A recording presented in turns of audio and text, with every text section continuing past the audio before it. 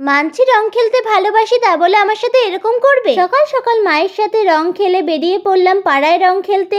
আর এদিকে দোল খেলার নামে আমাকে তো মোহনবাগানের পতাকা বানিয়ে দিয়েছে। আর এই নাও, এবার শুরু হলো আমাদের আসল রং খেলা। 2 মিনিটে আমাকে ভূত বানিয়ে দিল। ওরে থাম থাম, যেভাবে রং মাখাচ্ছিস আর কিছু হচ্ছে না হোক, চুলের পাগড়ি ছিঁড়ে হাতে চলে আসবে। নাও, এদিকে তো ওকে নীল আর সাদা মিলিয়ে বম ভোলে বানিয়ে দিল। তারপর জেঠু বম্মাকে রং মাখিয়ে সবাই মিলে একটা করে লজেন্স নিয়ে চলে আসলাম আমাদেরই একটা বন্ধুর বাড়িতে এসে মিউজিক বক্স সেট করা হলো আর গানের তালে তালে আমরা অনেকক্ষণ নাচ করলাম। অনেকক্ষণ রং খেলে নাচানাচি করে এতটাই হাঁপিয়ে গেছিলাম যে কারোরই আর বাড়ি যাওয়ার ক্ষমতাই ছিল না। তারপর জল মিষ্টি খেয়ে এনার্জি ট্যাঙ্ক ফুল করে হাঁটা লাগালাম বাড়ির দিকে। রাস্তায় এই অবস্থা দেখে আমার চক্ষু তো চড়ক গাছ। কোনো রকমে এক দৌড়ে বাড়িতে আসলাম, ধরলেই বাদুড়ের রং লাগিয়ে ভূত বানিয়ে দিত।